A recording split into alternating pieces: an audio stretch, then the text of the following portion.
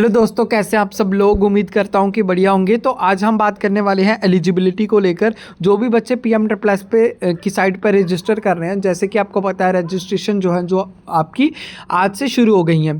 तो आज से जो आपको रजिस्टर करना है उसके लिए कौन कौन बच्चे एलिजिबल हैं, तो आपको आज जैसे एलिजिबिलिटी देखकर आप जो है रजिस्ट्रेशन अपना करा सकते हैं। जैसे कि आज ही साइट रजिस्ट्रेशन के लिए ओपन हुई है, तो आपको आज ही रजिस्टर नहीं कर लेना है, आपको वेट कर लेने हैं थोड़ा 1-2 दिन का, ताकि आपके सारे डॉक्यूमेंट्स जो हैं वो रेडी होने चाहिए और सारे डॉक्यूमेंट जो हैं वो आपको अप्रोप्रिएट लगने चाहिए। कोई भी मिस्टेक आपको नहीं करनी है।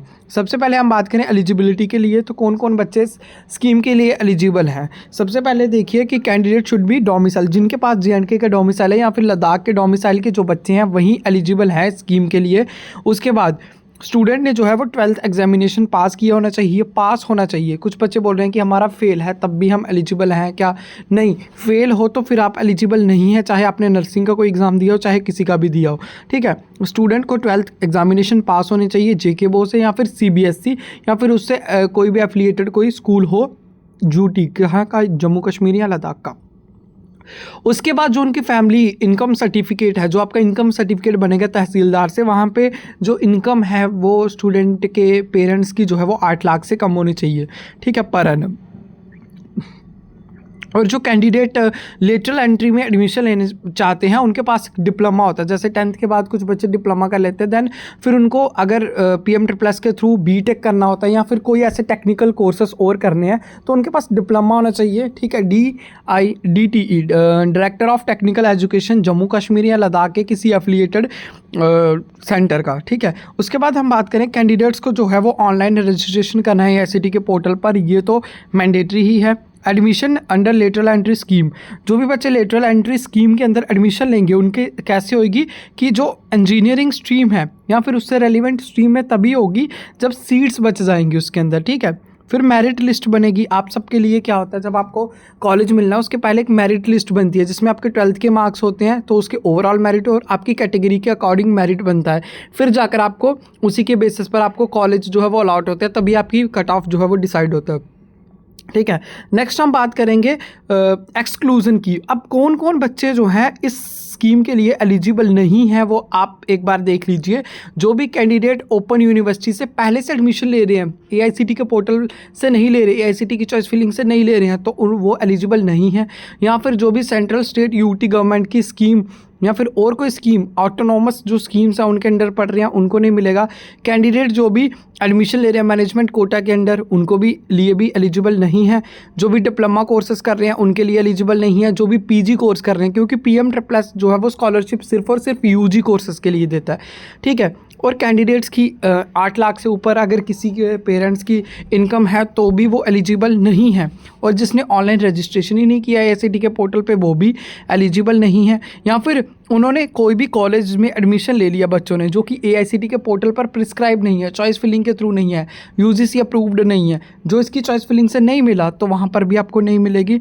या फिर किसी एजेंट के थ्रू या फिर नॉन NGO जो होते हैं, नॉन गवर्नमेंटल ऑर्गेनाइजेशंस जो होती हैं, वो आपको सीट्स दिलवाती हैं किसी कॉलेजेस में, बोलते हैं आपको एडमिशन दिलवाएंगे, आप यहाँ पे एडमिशन ले लीजिए, हम आपको वाली स्कॉलरशिप अवेल कराएंगे। ऐसा नहीं होता है, आपको PM प्लस की चॉइस फिलिंग से ही कॉलेज लेना होता है। ठीक है, उसके बाद हम बात करेंगे steps to be taken during registration. जैसे आपकी रजिस्ट्रेशन हो रही है तो क्या क्या डॉक्यूमेंट्स जो हैं वो बच्चों को पूछ रहे थे कि क्या क्या अभी चाहिए होंगे। ठीक है, अभी जो चाहिए होंगे वो भी बताएंगे और जो एडमिशन के बाद आपको कॉलेज के टाइम पे चाहिए वो भी बताएंगे। आप उन सब इन्फॉर्मेशन के लिए इस चैनल को सब्सक्राइब करके रख लो, क्योंकि सारी इन्फॉर्मेशन आपकी कॉलेज ज्वाइनिंग और उसके बाद स्कॉलरशिप आने तक की सारी इन्फॉर्मेशन जो है वो अपलोड होती रहेगी टाइम टू टाइम। ठीक है, सबसे पहले आपको पासपोर्ट साइज़ फ़ोटोग्राफ चाहिए, जितने साइज़ आपको बताया गया है उतना ही प्रेफर करना है। आपका स्कैन सिग्नेचर चाहिए होता है जो आप अपने कैफ़े वाले से या फिर खुद जब भी आप ये करेंगे अपना रजिस्ट्रेशन करेंगे, इसके ऊपर जब आप फॉर्म भरेंगे तो वहाँ पर आप ये लगाना पड़ेगा आपको। ठीक है, डोमिसाइल सर्टिफिकेट आपका लगेगा, SSC में 10th की मार्कशीट लगेगी, फैमिली का इनकम सर्टिफिकेट लगेगा जो कि तहसीलदार से बनाया होता है। अंडरटेकिंग एक लगता है स्टूडेंट का कि मैं इससे स्कॉलरशिप ले रहा हूँ तो कहीं और से स्कॉलरशिप नहीं ले रहा हूँ, वो आपको डालना पड़ता है। आधार नंबर लगता है। कैटेगरी सर्टिफिकेट, अगर किसी बच्चे की कोई कैटेगरी है तो उसको वो लगानी है, क्योंकि उससे जो है उनका कैटेगरी रैंक आएगा तो उसमें बेनिफिट हो सकता है। ठीक है, कैटेगरी सर्टिफिकेट है तो वो लगेगा। PWD, अगर किसी बच्चे के पास PW जो डिसेबल पर बच्चे होते हैं वो PWD लगा सकते हैं, उनके पास 40% अबव एंड अबव उसके पास क्या होता है 40% से ज़्यादा जिसकी डिसेबिलिटी है वहीं अप्लाई हो सकती है, और उनके लिए अलग से जो है वो कॉलेज रिजर्वेशन होती है। Candidate who are already availing the ban, ठीक है, जो ऑलरेडी स्कॉलरशिप ले रहे हैं इसका, तो वो भी एलिजिबल नहीं है अप्लाई करने के लिए, ठीक है। नेक्स्ट हम बात करें, बच्चे पूछते हैं कौन से जनरल स्ट्रीम है, कौन सी प्रोफेशनल है, कौन सी मेडिकल है। तो जनरल स्ट्रीम में BA, BCom, BSc honours, BBA, BCA, यही आपके जो है यही जो है आप कर सकते हैं जनरल डिग्रीज़ के अंडर। प्रोफेशनल में आपके BE आता है, BTech आता है, B फार्मेसी आता है, B आर्किटेक्चर आता है, होटल मैनेजमेंट आता है, कैटरिंग आता है, BSc nursing, BA LLB, CLAT, ये जो होता है वो BA LLB जो है वो सिर्फ और सिर्फ नेशनल लॉ यूनिवर्सिटीज़ में होता है, और इसके लिए क्लैट एग्ज़ाम ज़रूरी होता है। ये सब ऑन योर ओन एडमिशन निकलेगा। MBBS कैसे होता है, BDS कैसे होता है, क्लैट कैसे होता है, उसका एक एडवर्टाइजमेंट अलग से निकलेगा। जब ये राउंड सारे खत्म हो जाएंगे उस पर हम अलग से वीडियो में बात करेंगे। मेडिकल में MBBS, BDS, BAMS and allied medical courses आते हैं। नेक्स्ट एक नोट है कि सेविंग बैंक अकाउंट जो है बच्चों का वो आधार से सीड होना चाहिए, तभी उसके अंदर जो है वो स्कॉलरशिप आती है। और जो है वो नेम ऑफ बोनर, जो भी स्टूडेंट उसका स्कॉलरशिप ले रहा उसी के नाम पर होना चाहिए, ठीक है। वो नो फ्रिल अकाउंट नहीं होना चाहिए, माइनर अकाउंट नहीं होना चाहिए, पेरेंट अकाउंट नहीं होना चाहिए, नो कोऑपरेटिव अकाउंट होना चाहिए, और जॉइंट अकाउंट होना चाहिए, नहीं होना चाहिए, ठीक है, नहीं होना चाहिए। Not frill account, minor account, parents account, non cooperative और जॉइंट अकाउंट ये नहीं होना चाहिए।